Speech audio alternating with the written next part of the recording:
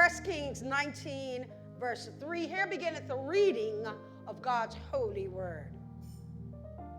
And when he saw that, he arose and went for his life, and came to Beersheba, which belongeth to Judah, and left his servant there.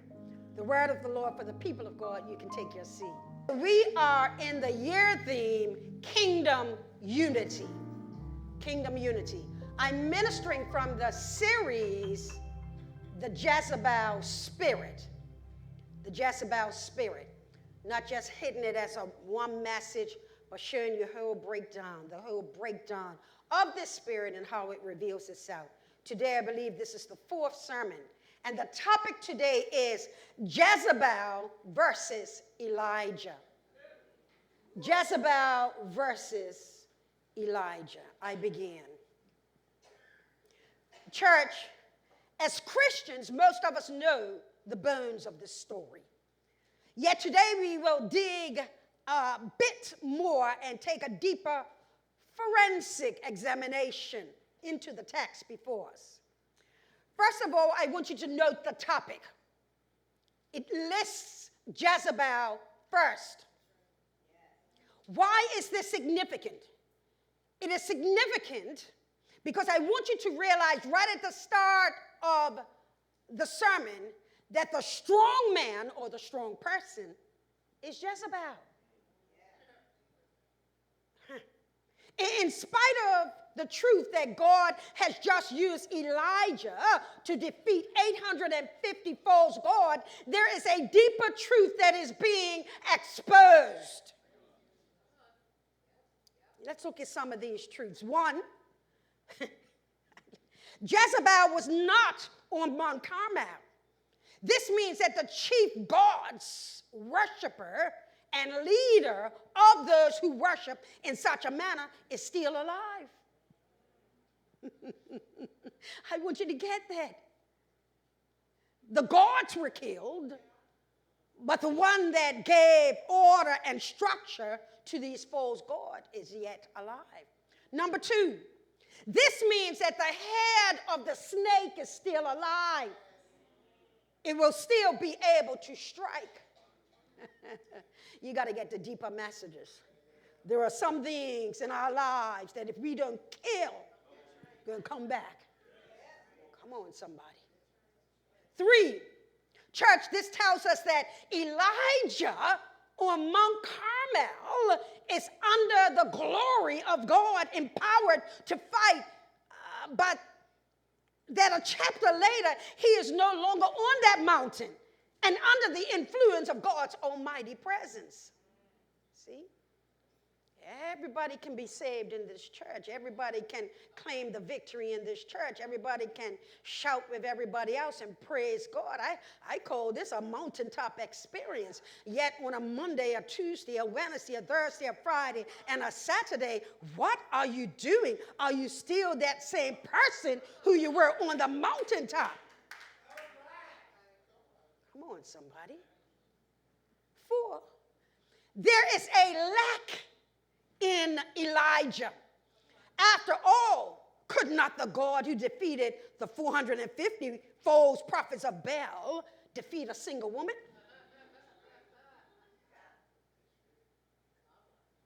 Fifthly, the picture presented in this verse is in direct contrast to the picture of when the fire fell on that rebuilt altar. Oh boy. You can rebuild the altar all you want. Yes, it's the right thing to do. However, it's more than that, about that instant, that moment, that session, that church worship day. It's about what after that. Church, as I pondered on the overall message of this text, I understood that you can be used of God in a mighty way all you want. If you do not confront and deal with the Jezebel spirit, that spirit will have you running like a wimp. All I'm going to say is I'm still here after 20 years. I've had to deal with a few, more than a few, of this spirit. See? Listen, Elijah is not the only one who missed it. That you have to deal with the spirit that is out to remove godly leadership and direct the ship itself. If you fail to deal with Jezebel, that spirit will deal with you. Yeah. Okay, let's look at some examples. Ask Adam. He let Eve lead, and he followed, and sin was fertilized and has been in the genealogical makeup of mankind ever since. I told you before, we keep on looking at that one female Jezebel. She was just a manifestation of the Spirit. Ask David. Yes, David, controlled by the beauty of Bathsheba, conspired to arrange the murder of her husband and lost his mind, and his heart was moved from God until the baby died. Something has to die. Can I stop here and tell you that when we go to God, we have to die. We have to be a living sacrifice. Put on the altar. It cannot be about pride. It has to be about humility. It has to be about laying it out and not being in control. God, you are in control of my life.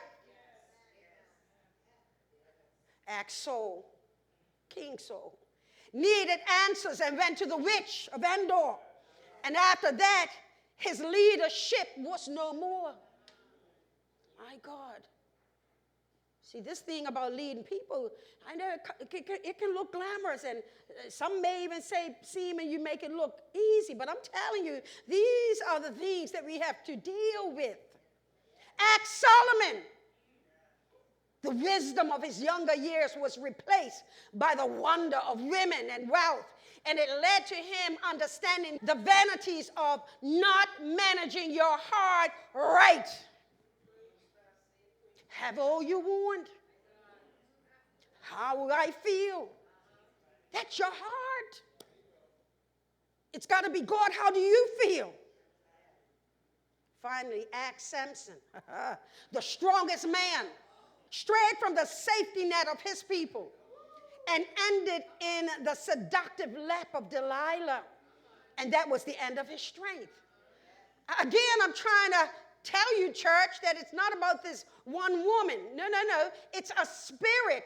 And we can see that spirit. As a matter of fact, it doesn't only manifest itself through females. It's a spirit. Spirit just looking for a body. Here's a big thought for you that I have had to battle with a few times. When you are called to leadership by God, you must confront, correct, and even conquer the Jezebel spirit. And I had to ponder through my ministry, through my teenage years.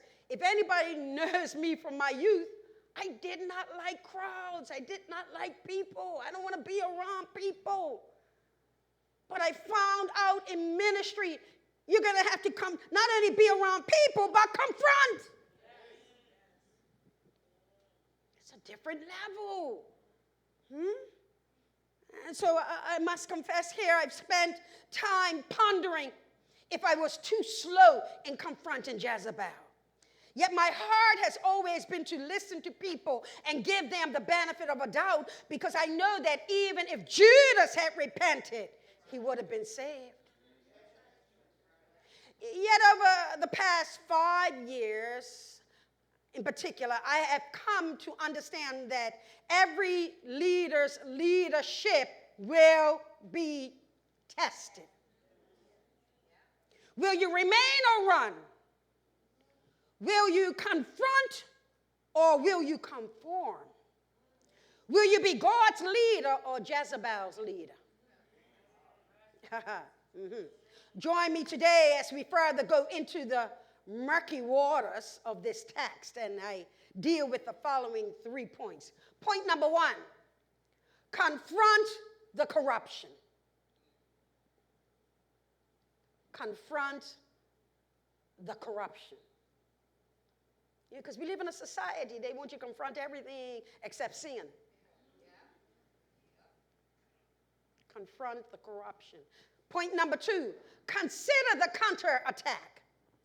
Consider the counterattack.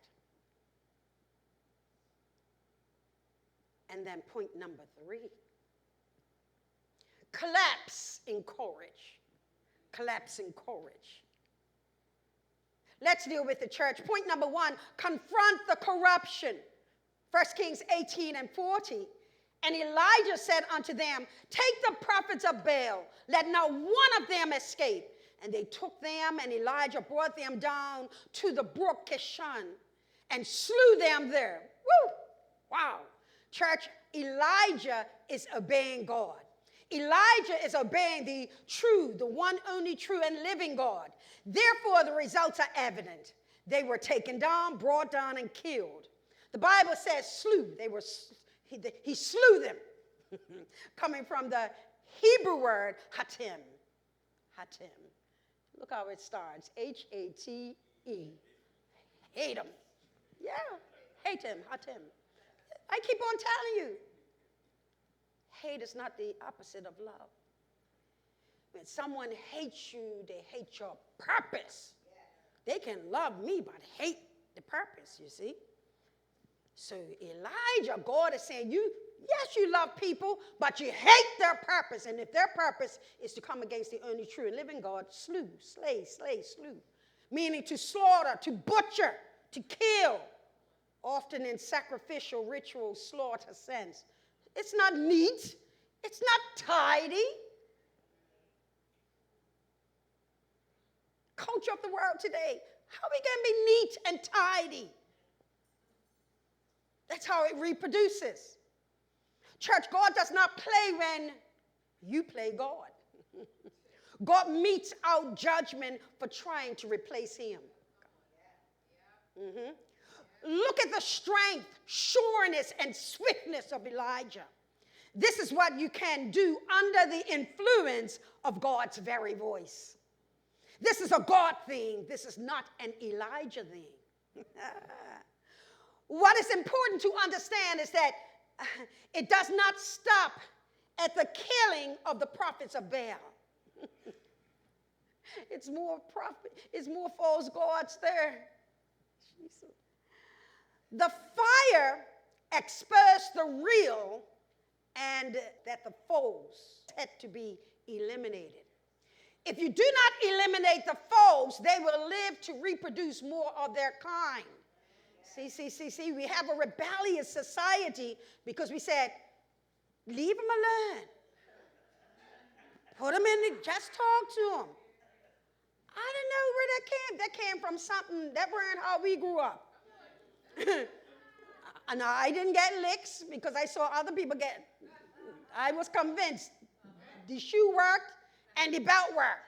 And mama had good aim. I was convinced. But we've grown up in a time when, here it is, worse than there not being discipline outside of God's house, there's a lack of discipline here, inside the house of God. If you're going to be a disciple, that means you've got to be disciplined yourself. But what I found out is that as soon with a group of people, you try to discipline them, they decide to discard or disrupt and even destroy. And I'm here telling you today, that's a part of the manifestation of the Jezebel Spirit. And the question is, do I buckle down now and say nothing? No, I've got to prove that the same God who divides the real from the false on top of Mount Carmel is the same God that is directing Shekinah Worship Center. Mount Carmel proves this. The fight is never just about the moment. It's about maintaining the moment. Elijah, the mighty victory, the fire fell, the water was wiped out. Is that who you really are? Time will tell. If you don't deal with what's poisoning the people will go right back to it. Yeah. Kingdom unity demands spiritual purity. You can't build unity on top of idolatry. What's tolerated today becomes celebrated tomorrow. Oh, Pastor, why are you always talking about Bermuda idol? I said what you celebrate. I promise you, if a statistic could be looked up, since the beginning of Bermuda idol, I promise you there are more religions in Bermuda and more small g gods. You know why? Because the church opened up the door for it. Not only that, the church that opened up the door, now let's African dancers dance during a funeral. See? See? Why? Because you destroyed an altar. You were big and strong. But when the next wave came, you didn't have anything to say. You've got to be careful. The Bible is still relevant today. To maintain the kingdom unity, you must destroy Jezebel's kingdom. We're not going to have two pastors here. We don't have a co-pastor. If I did, we did. We don't.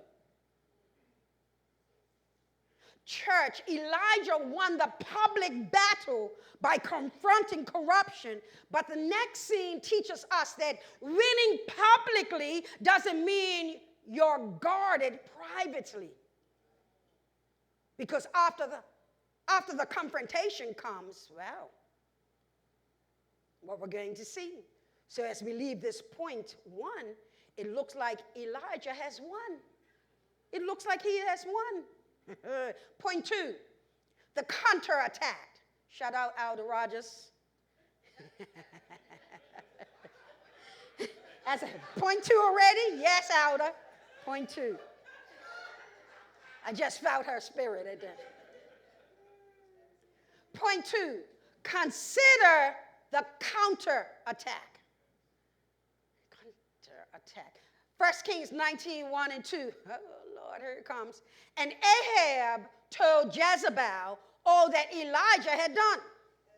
See?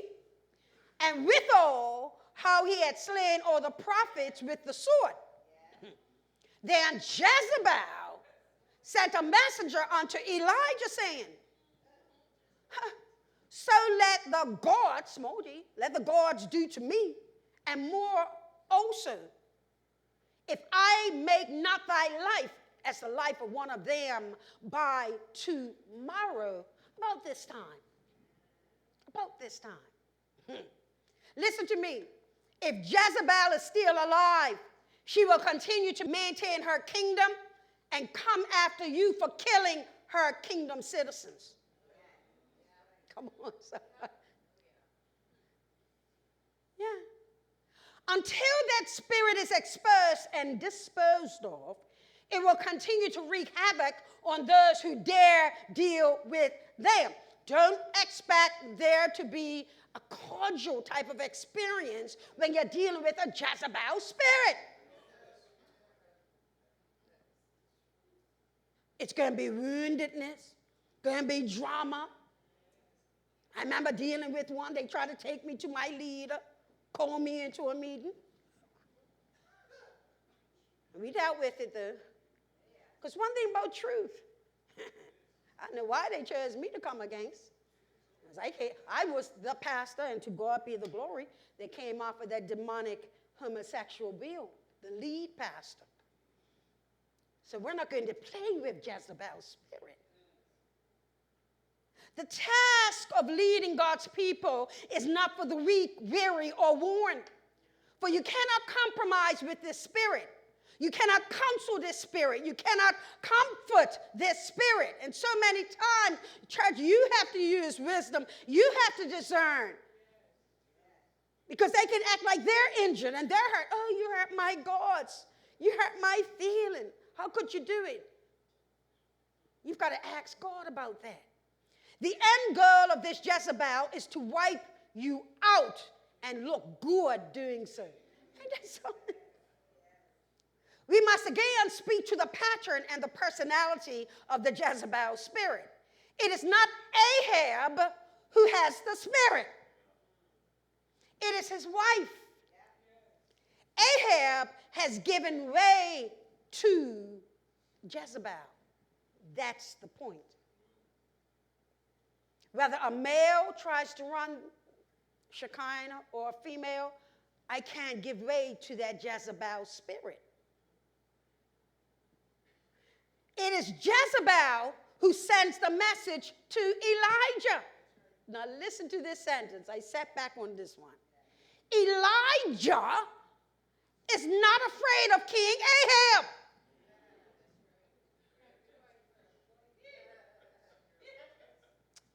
Let me prove it. Remember this?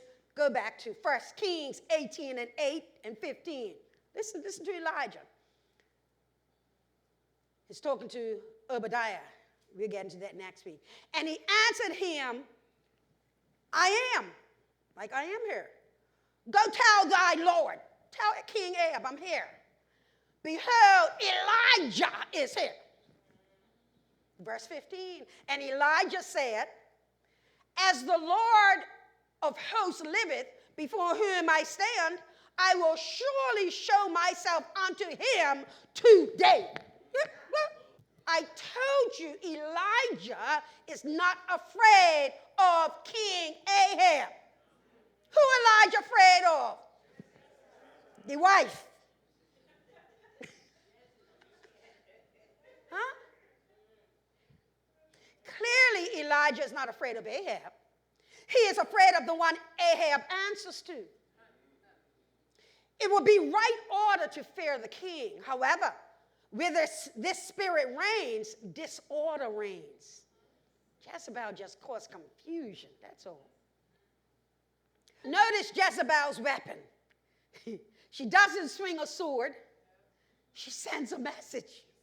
She sends a message. She sends a message. Jezebel traffics in intimidation, manipulation, and psychological control, warfare. Just wants to get in your head, get in your head space. It's a warfare of words. Words are powerful and words are prophetic. I'm trying to be very careful what I say.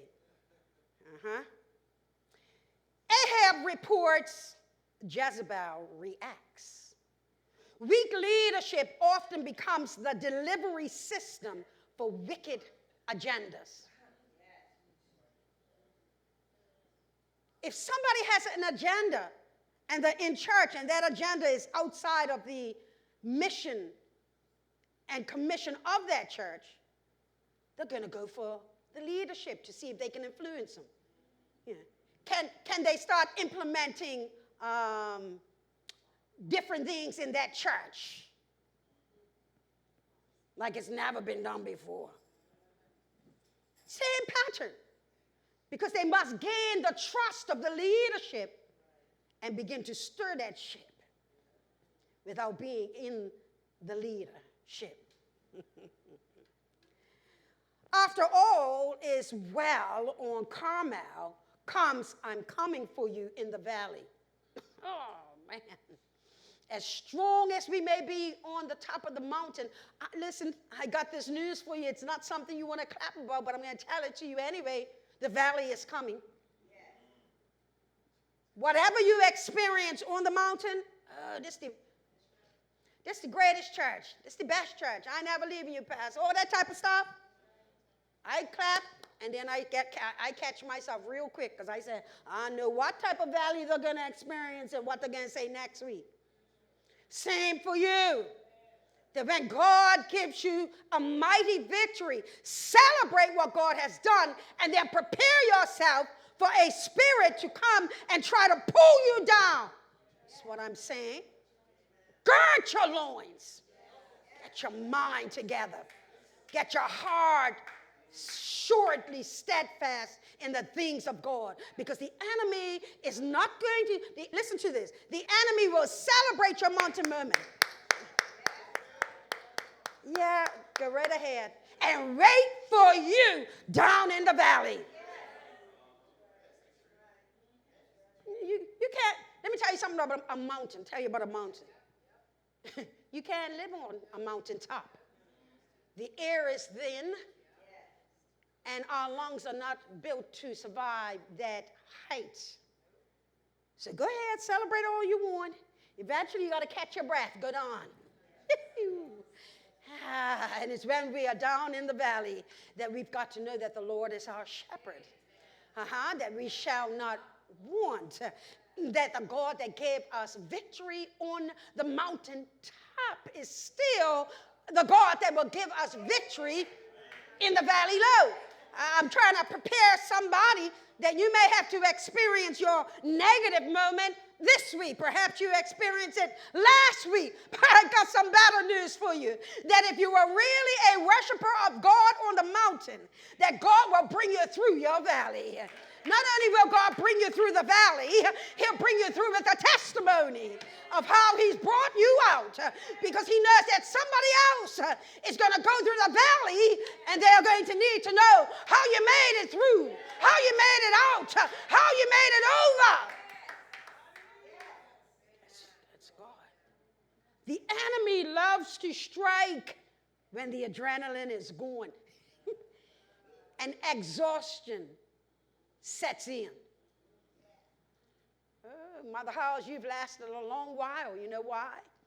You knew how to celebrate God in the mountain and in the valley. We've got too many mamby-pamby Christians. They need the mountain. I look at enough video parts. Everybody just waiting for the music to go. Go music, everybody. Listen to me. It's not when the music is playing. Can you worship God when the music stops? Can you be faithful to God when there is no band? Can you be faithful to God when the sound of music is silenced? See? That's when you can take his word with you. His word remains when silence appears. Yes, it does. And so listen, I can recall times over the past 40 years plus when a Jezebel spirit tried to control my life and lead me in a way they wanted me to go. During those times, because I was a teenager at some point, I saw people trying to manipulate me. During those times, I guarded my heart. Because I'm not going to be rude. Never been a rude person. I guarded my heart. I understood my feelings may have been hurt, and my mind may not have understood how it could happen. However, I had to guard, protect, and ask God to cover my heart. Because that's what God is examining. Your heart state. Is your heart centered on him, or are you about to let that spirit give you a heart attack? You see? Why? Because if it's the anti-spirit of Jezebel, if that spirit ever gets in your heart, you will become an aggravatingly weak Ahab or an escaping Elijah. She's taking out everybody. The king and the man of God. You may not like confrontation, but this spirit will have to know that you know who you are. And the only way to do so is to deal with it, her, or him. And church, if you don't discern the counterattack, you think, oh, I had a good time in church today. Pastor, I got it. I understood it. Got my eye out. If you think there is not a counterattack on your life, you're not ready to deal with the attack when it comes. And if you don't discern it, you'll start making emotional decisions in a spiritual battle. That's where Jezebel wants you to get emotional and misstep. No, stand your ground. Oh, Lord Jesus. Stand your ground. Stand sure. Stand in the grace and knowledge of who allowed the fire to come down on the altar. That's the God that you serve. And so because Elijah now heard the threat, he there moved into point 3. Lord have mercy. Collapse in courage. Collapse in courage. Right away, that tells me, church, that there is a natural courage that people can have. And then there is a godly courage that comes from God. Now, here's the thing. If your courage comes from God, you must understand that that courage is available to you anytime. Circumstances don't decide, okay, now God has left me. How do I deal with this? No, God is here all the time. But let's take a look at Elijah collapse in courage. This is very interesting. 1 Kings 19:3 and 4. And when he saw that, this is getting the news now. He got the FedEx. Got the email. Got the DM. All right. When he saw that, he arose and ran for his life and came to Beersheba, which belongeth to Judah, and left his servant there. But he himself went a day's journey into the wilderness and came and sat down under a juniper tree. And he requested for himself that he might die and said, "It is enough.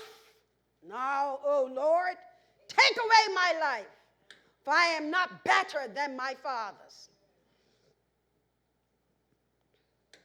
From a mighty move on the mountain to a frightened response because of Jezebel.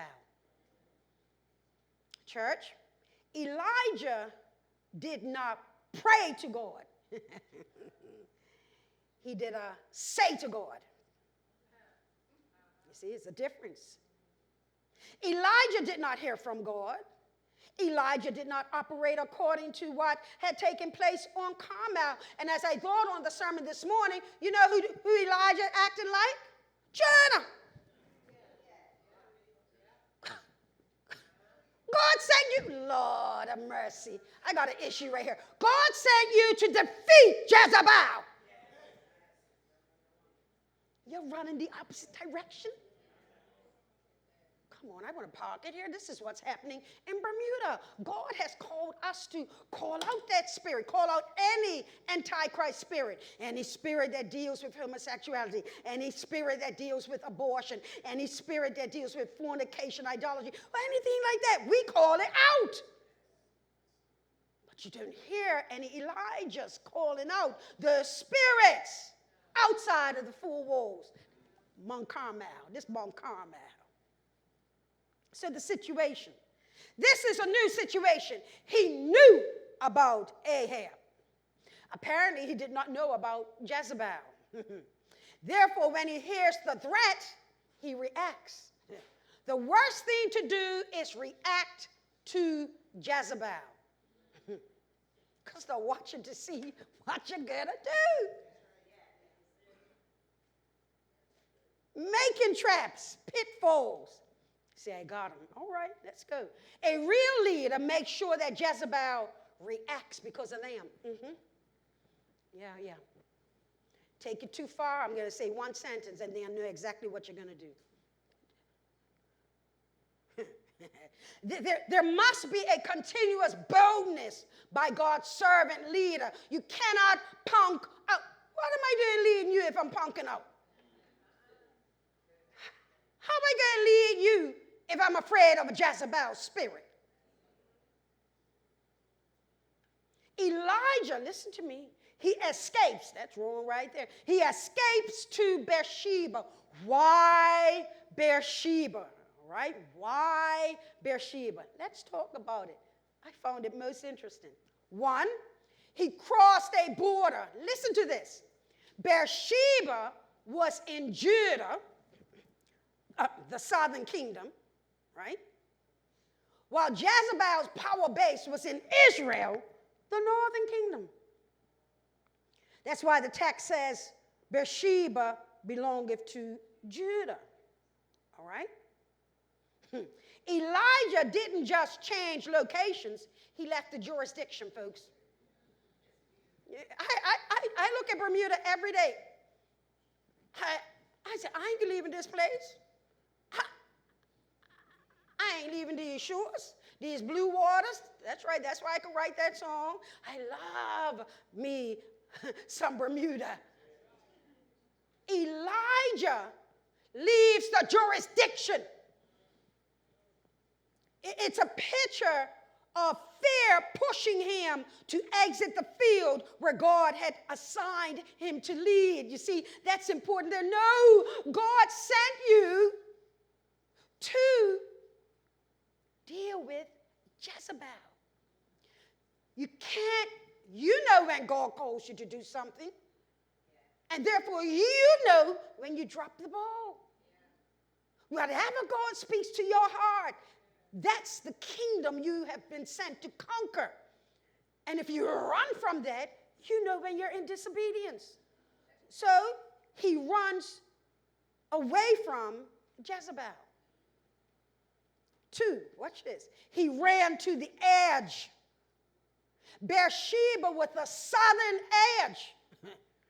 A boundary city from Dan to Beersheba was a common way of describing the whole land. So not only did he run to the opposite place, he ran as far to the bottom of that place away from Jezebel as he could.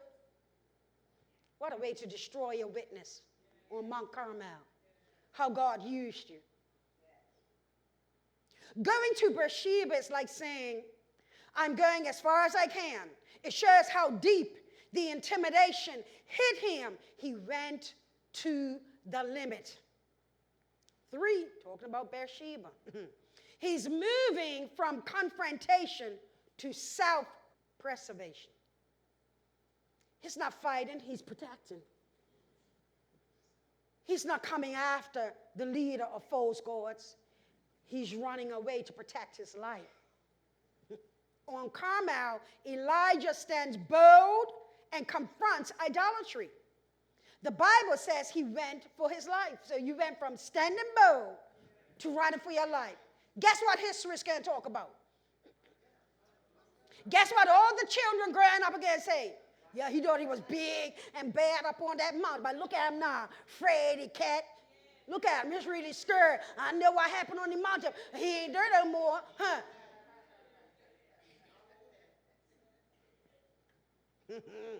Beersheba becomes a symbol of survival mode. God gave you sure victory, now you're barely surviving. That's why we got to check our heart. Check our heart condition. Experiencing now anxiety. 4, Beersheba is tied to covenant history, but Elijah is drained. Beersheba is connected to the patriarchs, Abraham, Isaac, and Jacob, as a place of altars, oaths, and covenant. Even in him running away, he is still now at a place where he can connect with God. He is still at a place where God is saying, you're my servant. And so even though you have run from this spirit, I'm trying to tell you that you can go to the deepest depths. You can go to the highest mountains. You can go to the darkest place. And my purpose is still with you. Covenant. This is important because Elijah runs to a place of spiritual history. Yet he arrives, here it is, empty, not worshiping. He's unraveling. It matters how you come to church. How could say 100 people come to church and 20 of them say, we're nothing happening in church today, and 80 say it's something happening? How did you arrive at church? Were you already unraveling? Were you already divided in your heart? That's going to be different. You're going to have an experience here that's going to be different from the person that woke up and said, I will enter into his gates with thanksgiving. I will enter into his courts with praise. Oh, magnify the Lord with me. Let us exalt his name. That's a different type of person. Depending on how you arrive will be your experience at the place where you arrive. Sometimes you can be in the right place and still be in the wrong conditions. Ooh, huh? Yes. The condition is your heart monitor. Do you still have faith and confidence in God? We're not just saying this thing. We're not just testifying because we're in a church environment. No, we are the testimony when we leave here. That's who Bermuda sees. People know Shekinah. They're not expecting to come here and see the gumbas. They are not expecting here to come here and see a sissy leading praise and worship.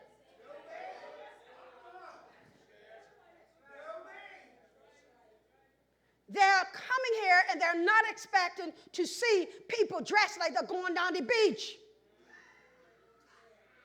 To see boobs and butts. That's not what they come here for. There is an expectation based on who you are and the place.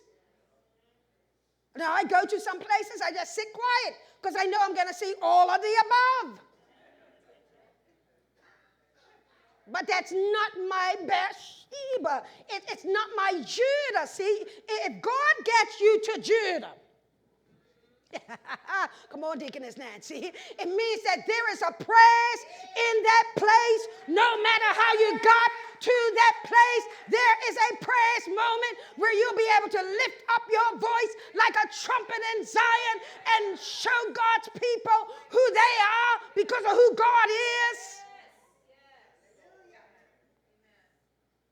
Beersheba. From Dan to Beersheba. God, just get me to the place of Judah. Get me to the place of prayer. God, no matter what I've been through, no matter how many attacks I've experienced this week, if you can just get me to Judah, if you can just get me with a few people, I don't need, it's not the numbers, but I want the people to be in unity. So that we can all lift up our voices together and remember what God did on the mountain and say, God, you're a God of the mountain and you're a God in the valley. That's right, that's right. No matter how high I go or how low the day seems, it could be that I'm experiencing a time of celebration, or it could be that I'm in grieving. Do you know that you can grieve and celebrate? Anybody know that you can grieve and worship? Why? Because in spite of what I'm going through, the Lord is still my light. The Lord is still my salvation. Whom shall I fear? The Lord is still the strength of my life. Of whom shall I be afraid? Oh, when the wicked and my enemies and my foes came upon me to eat up my flesh, guess what? They stumbled and they fell. That's right. You've got to know who you are when you're going through. Oh yeah, oh yeah, oh yeah. You've got to know that God has still called you victorious. Don't look at me according to my circumstance. Look at me knowing who I serve, who I worship. Oh, yeah. But Elijah, let me say here, Beersheba is what happens when a leader lets intimidation push him or her from their assignment into escaping. He doesn't just leave Jezebel. Watch this. He starts leaving himself. All that God had called Elijah to be. The moment he gave ear to the contrary spirit of Jezebel, he started leaving himself. God wanted him to continue to be a witness, to continue to be a wonder of who God is. Could it be? I don't know. Could it be? This department, I thought of it some more. I said, that God needed to expose to Elijah who he really was. Just because God uses you in a mighty way, you better remain humble. You better ask God to keep you covered. Because if not, if you're uncovered, then that's what shows up. That shows who you are. I cannot compare and match up the Elijah on Mount Carmel with the one that's going to be sitting under a juniper tree. Yeah, he leaves himself in church. I'm here to tell you that you cannot fulfill your purpose and destiny by responding to a Jezebel spirit. I still speak to all of them, but I don't respond to them. Huh? I don't respond. Either confront and take courage to correct, or give up being a leader. God cannot use Elijah in the faulty state that he is now in. Elijah sits under, here it is, a juniper tree, known as a broom tree or broom bush. The broom tree becomes a picture of minimal shelter, just a short shrubbery, 3-4 feet. So not only is he rotting away, going down into the valley, he's now going down to the ground. A Jezebel spirit is not trying to just get rid of you. They're trying to kill you. Think about it. Think about it. Earth to earth, dust to dust, ashes to ashes. Trying to kill you. And Elijah becomes a manifestation of that process as now he is near to the ground. Minimum shelter, not a palace, not a tent, just enough shade to sit down and collapse. That's where Elijah prays, it is enough, take my life. So now, as it were, he joins Jezebel's rooting team. Send Elijah this message. What's Elijah now saying? Kill me. And so here, God meets him at his lowest point. The mercy of God. Never leave you, never forsake you. Meets him at his lowest point under a tree that symbolizes wilderness survival. A little shade, a little refuge, and a lot of heat. Because in my reading of the broom tree, the roots went to a place where it was very warm, so that the cold of the night, you will get some warmth. So God still cares about you even when you go contrary, like Jonah, and directly against doing what God told you to do. He'll let you survive enough. Well, sometimes he lets you survive because you got to anoint the next person after you. I'll leave that there. Fear of Jezebel, the Jezebel spirit, leaves you depressed and in despair. The conclusion of the matter, church, is that if you leave Jezebel to write your conclusion, then you will end up disillusioned like Elijah. That's why you got to know, what has God called me to? What gifts and talent do I have? Because Jezebel is, that spirit is very persuasive. And they will talk you out of your purpose and destiny. So you have to know who you are. And by golly gee, God is saying, if Elijah could miss it, hello. I cannot become puffed up in pride and say, I will never miss it. So what do I have to do? Always know the purpose and will that God has for my life. And always know that there will be an enemy spirit coming against it.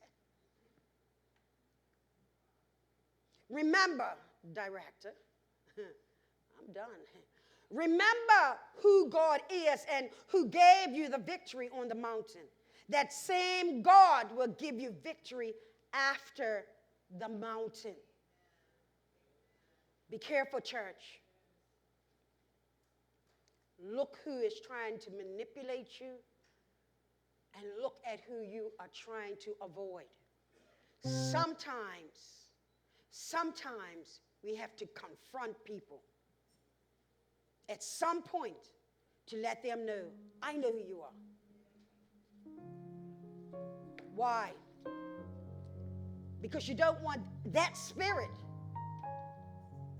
to become now a role model for others and demonstrate that God is a user, you know. God will he'll use you and they'll leave you. No.